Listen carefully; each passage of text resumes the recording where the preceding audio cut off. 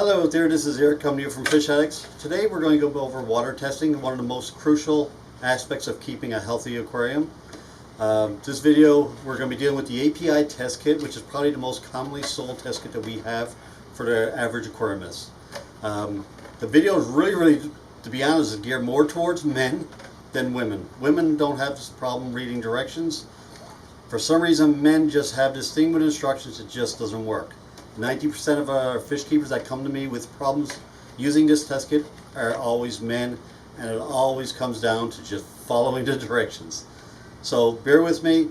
I just want to get you on the right track, get you testing properly. We'll do another video later what to do with the results, but first my main goal is here is to get you getting the proper results, make it simple and less stressful. I always recommend keeping a logbook for one. Keep a date of your tests, any results you get.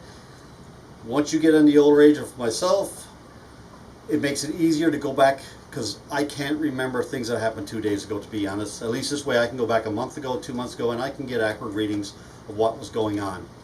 Me personally, I think you should be testing once a week.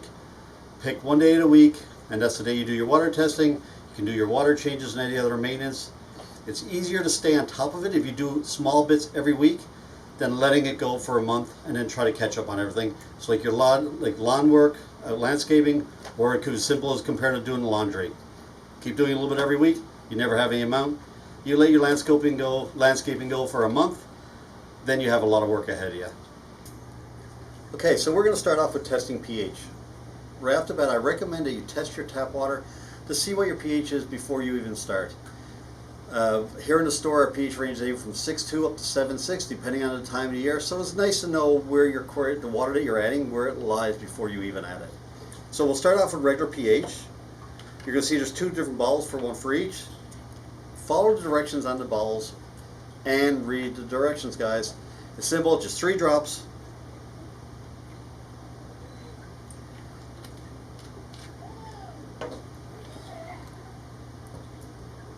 Give it a little shake, and voila.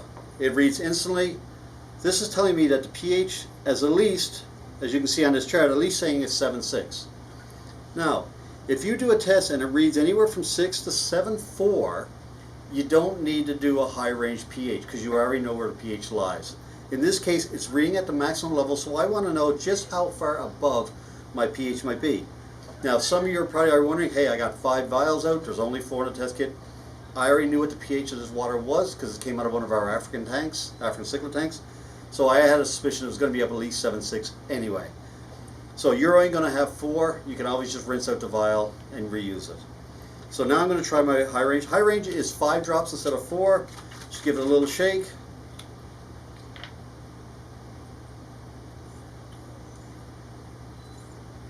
Five drops. And let's see what we got.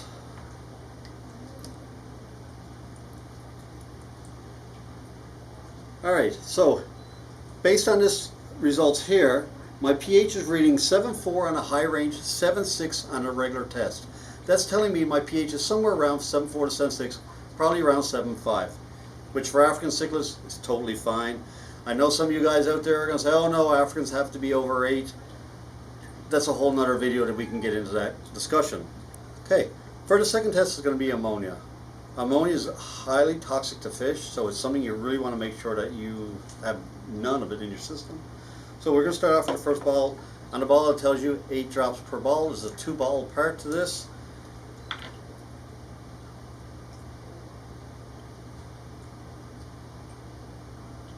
So 8 drops for bottle number 1. Make sure you put your lid on to shake it up. Do not put your finger over the hole. It can actually contaminate your results, not giving you an accurate reading.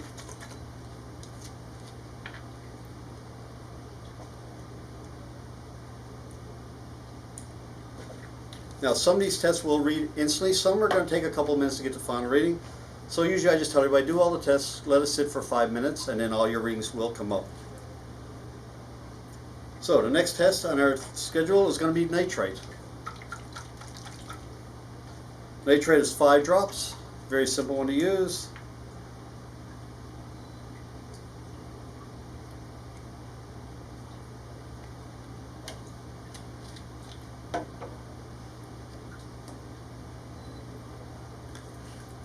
Also, while I remember, after you do each test, make sure you put the lid back on the proper bottle right away.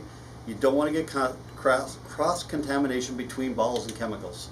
So make sure it goes on instantly so there is no mix-ups. For the last test is the nitrate. This is the one that usually is going to cause any problems for the men out there. It's 2 parts. It simply says add 10 drops on each bottle, which is correct. However, bottle number 2, you have to shake this bottle for 30 seconds minimal before you add the drops. Not shake the vial for 30 seconds, the bottle. If you don't do that, you'll get a reading that'll come up as there's 0 nitrate in the system, which is just about impossible to get. I learned this one myself the hard way after about a month of testing and didn't realize, like, maybe I should read the directions, and realize that I was way off course. So just a couple shakes for bottle number 1.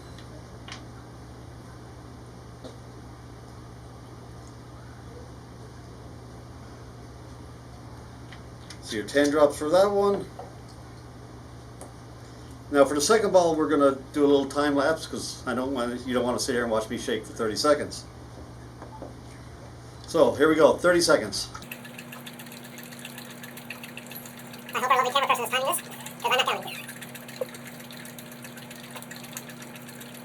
While we're shaking, maybe you're wondering where this piece of wood is going to stand. All this is a piece of 2x2 block that we drill some holes in just to stand the vials up, and it makes it a little easier, so you'll get knocked over so easy.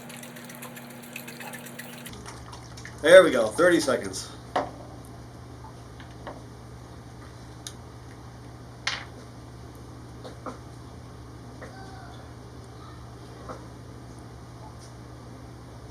There we go, 10. Now this test takes 5 minutes to get a full reading. Just give it a couple shakes, and now we're just going to have to sit back, be patient, and I'll see you guys back in about 5 minutes. Okay, so 5 minutes are up. We finally got our final readings. As I said before, our pH is running around 7.5. Ammonia, as you can see, there's 0 ammonia, 0 nitrite, and our nitrates are reading approximately about 20 parts per million. Don't worry about being too exact. We're just looking for approximations here. It's a very simple reading. So in the next video, we're going to come back and we're going to talk about each one of these individually and what can be done to raise, lower, or correct any issues if there's any issues present. So this is Eric, and I'll see you guys tomorrow.